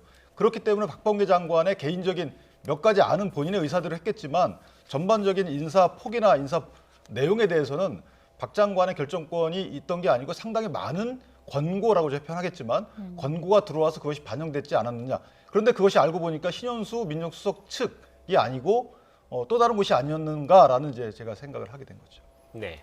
일단 관련된 내용을 좀 정리를 하면 오늘과 내일 이틀 동안 신현수 수석이 휴가를 냈습니다. 그리고 일단 현재까지 알려진 바로는 다음 주 월요일 날 출근할 예정인 것으로 알려졌기 때문에 그동안의 주말 사이에 또 숙고를 할 거지 않습니까? 거취 표명 여부에 대해서는 다음 주 상황을 좀 봐야 될 것 같고, 그리고 그 핵심 당사자 가운데 한 명인 박범계 장관이 어떤 입장을 표명할지 오늘 국회에서 관련된 입장이 나올지 주목됐는데 아직 그 국회 법사위 회의가 제대로 진행이 되고 있지 않아서 이건 또 추후에 파악을 좀 해봐야 할 것 같습니다. 일단 이 내용과 관련해서 여기까지 좀 정리를 하고요. 다음 주제를 좀 짚어봐야 할 것 같습니다. 임성근 부장판사 탄핵 심판 변론 준비기일 일자가 26일로 잡혔는데 오늘 28일 날 퇴임하는 거지 않습니까? 사실상 그 현직 법관 신분으로 탄핵 심판 결과가 나오기는 힘든 거지 않습니까? 예, 그렇습니다. 26일이 이제 준비 절차인데 사실 준비 절차라는 게 이제 양 당사자의 주장을 듣고 향후 이 심리 절차를 어떻게 갈 것인지에 대해서 협의를 하는 시작에 불과합니다. 그래서 준비 절차에서 나온 주장이나 입증의 필요성에 따라서는 준비 절차가 2, 3회 더 이루어질 수도 있고 그 다음에 이제 본심리로 이어지기 때문에 준비 절차 후에 바로 이틀 안에 결정이 있거나 이거는 현실적으로 불가능한 것이고요. 그렇다면 퇴직한 이후에 이제 심리나 결정이 이루어질 수밖에 없는 일정으로 가고 있습니다. 예, 퇴직한 공직자의 탄핵 심판은 어떻게 하는지 따로 규정이 있습니까? 법의 규정은 사실은 구체적인 규정은 없고요. 한 조항만 있습니다. 그러니까 선고 전에 헌재가 종국 결정을 하기 이전에 만약에 그 피청구인이 파면되는 경우에는 공직으로부터 파면되는 경우에는 심판 청구로 기각하여야 한다 이렇게만 돼 있어요. 그러니까 본인이 의원 면직하거나 임기 만료로 임기가 끝나는 경우에 대해서는 규정이 없지만 이것을 유추해서 적용한다 그러면 각하 내지 기각해야 되는 것이 아닌가라는 설이 지금 많이 있고요. 만약 이제 다만 일부 헌법학자는 그럼에도 불구하고 이어갈 수 있다라고 주장하시는 분이 있는데 소수고요. 네. 또 하나는 이제 기각을 한다 하더라도 거기에 어떤 설시를 넣느냐. 이러한 행위가 헌법에 위반되는지 여부를 설시로 표현할 수 있는지 여부에 대해서 다툼이 있지만 그건 헌재가 지금 TF를 꾸려서 검토를 하고 있다니까 헌재의 결정에 따라 봐야 될 것 같습니다. 네, 일단 이 세 가지 경우의 수를 말씀해 주셨습니다. 각하, 인용, 기각 이런 경우의 수를 말씀해 주셨는데 변호사님께서는 어떻게 보십니까? 비슷한 의견인데요. 이 퇴직한 이유기 때문에 심판에 이익이 없다는 이유로 단순하게 각하할 수도 있고요. 각하를 하면서도 이제 한 경우는 각하를 하면서도 어려운 말이어서 각하라는 게 아예 판단 자체를 하지 않는다라는 의미인 그렇습니다. 거죠? 예, 파면이라는 게 직을 이제 해임하는 건데 이미 퇴직한 공무원이기 때문에 파면이라는 결정 자체가 이제 의미가 없어지게 된 거죠. 그래서 단순하게 각하를 하는 경우가 있을 수 있고 각하를 하면서도 이유를 기재하는 경우도 있습니다. 헌법적 해명의 필요성, 이후에 이런 비슷한 위법이라든가 공권력에 의한 위법 행위가 반복될 우려가 있을 때에는 각하에도 이유 기재를 할 수도 있고요. 이제 본안 심리도 있을 수도 있고요. 근데 지금 이제 말씀하신 대로 이제 심판의 이익 때문에 각하가 된다고 보는 입장이 있는 반면 심판의 이익이라는 게 이제 퇴직했기 때문에 퇴직한 자에 대해서는 파면 결정을 할 수 없기 때문에 각하라는 건데 그 헌법재판소법 54조에 보면 파면된 경우에는 5년 동안 공직에 다시 취임할 수 없다는 규정이 있습니다. 이건 뭐냐면 이 위법이나 위헌 행위를 한 법관이나 공직자가 파면이 됐음에도 불구하고 사직 내지는 퇴직에 의해서 그 직을 그만두고 파면 절차를 면하게 된 이후에 다시 이제 공직에 취임할 수 있는 기회를 주는 거는 헌법 질서의 수호 차원에서 적정하지 않다는 것이고요. 그런 측면에서 이제 5년의 임기 제한을 임명권 제한을 두고 있는 것을 고려해 보면 그 부분에 대해서 심판의 이익이 인정될 수도 있기 때문에 본안 심리로 갈 수도 있다는 겁니다. 이게 심판 기한이 어느 정도죠? 원래 180일 내에, 그러니까 접수일로부터 180일 내에 이제 선고하게 돼 있죠. 네. 근데 변호사님 말씀하신 건 취지는 공감하는데 현행 규정상 사실은 중국 결정에 그거를 넣어가지고 하기는 좀 불가능한 것 같고 이후의 설시 여부에 대해서는 여러 가지 방법이 있죠. 그런데 문제는 이게 증거 기록을 또 갖다 봐야 되잖아요. 그러니까 증거 기록을 갖다 보는 노력을 한다 그러면 이것은 이후에 여러 가지 설시를 하려는 목적을 갖고 있다라고 볼 수밖에 없고 준비기를 한 번으로 끝낸다 그러면 사실은 그 이상의 뭐가 안 나올 것이다 이렇게 예상이 됩니다. 네. 어떻게 보면 헌정 사상 처음이지 않습니까? 현직 법관에 대한 탄핵소추안이 국회에서 의결된 게 사상 처음이기 때문에 헌법재판소에서도 과연 어떻게 처리해야 될지 여러 고민이 있을 것 같습니다. 관련된 내용은 추후에 좀 더 진행 경과를 좀 살펴봐야 할 것 같습니다. 오늘 이야기는 여기서 마쳐야 될 것 같습니다. 지금까지 조기현 더불어민주당 법률위 부위원장, 윤기찬 국민의힘 법률위 부위원장과 이야기 나눴습니다. 오늘 말씀 고맙습니다.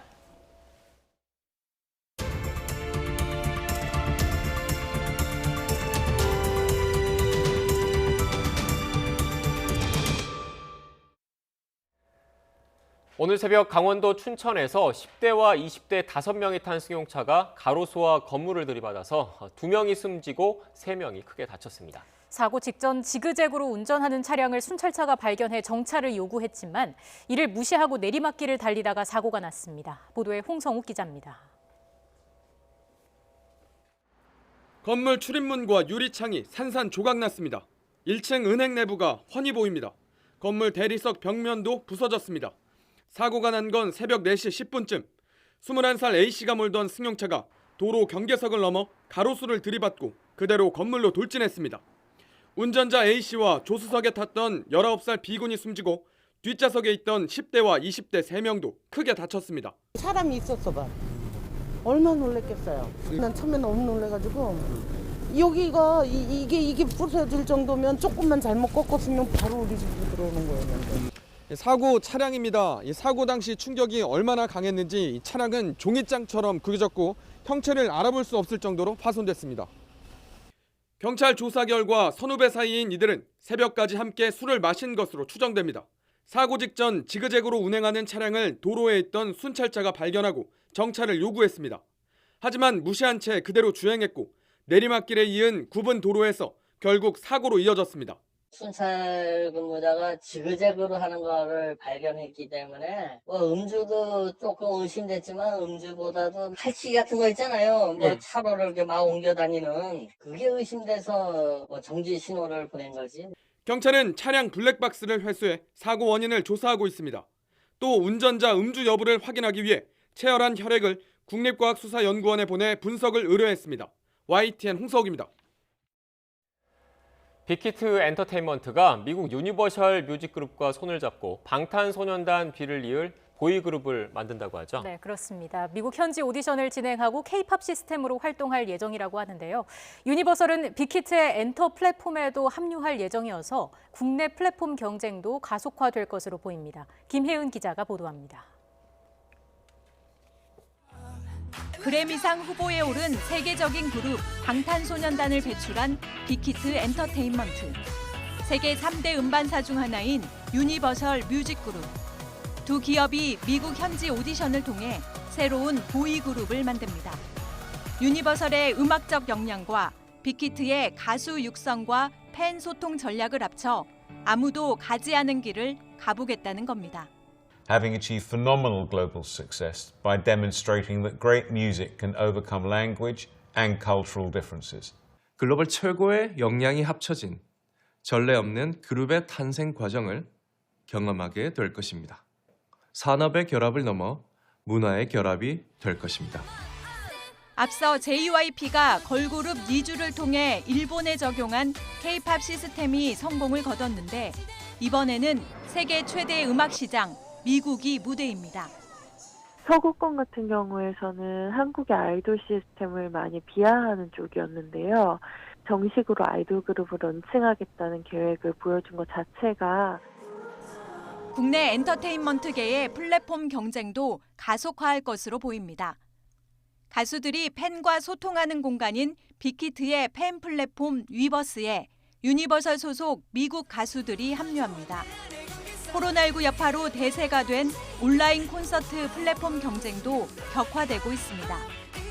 빅히트는 키스위와 설립한 법인에 YG, 유니버설을 끌어들였고 리니지 게임으로 유명한 NC소프트는 CJ ENM과 손잡아 양강 체계를 구축했습니다. 아직 세계적으로 자리가 잡히지 않은 상황 속에서 우리 기획사와 기업들이 적극적으로 선제적으로 나서고 있기 때문에 K-팝 인기에 힘입어 K-팝 시스템까지 전 세계로 뻗어나가는 가운데 코로나19 변수의 등장으로 IT 기술과 결합한 엔터 산업의 가능성까지 키워가고 있습니다. YTN 김혜은입니다. 미국 중앙은행인 연방준비제도는 경제 회복까지 갈 길이 멀다며 현재 수준의 통화 완화 정책을 지속하겠다고 밝혔습니다. 연준이 공개한 지난달 연방공개시장위원회 FOMC 의사록을 보면 참석자들은 현 경제 여건이 현재 FOMC의 장기 목표에서 멀리 떨어져 있으며 이 목표를 달성할 때까지 완화적 정책을 유지할 필요가 있다는 데 뜻을 같이 했습니다. 미얀마 군부가 쿠데타의 반기를 들고 공무원의 불복종 운동을 부추겼다는 이유로 배우와 가수 등 유명 인사 6명을 수배했습니다.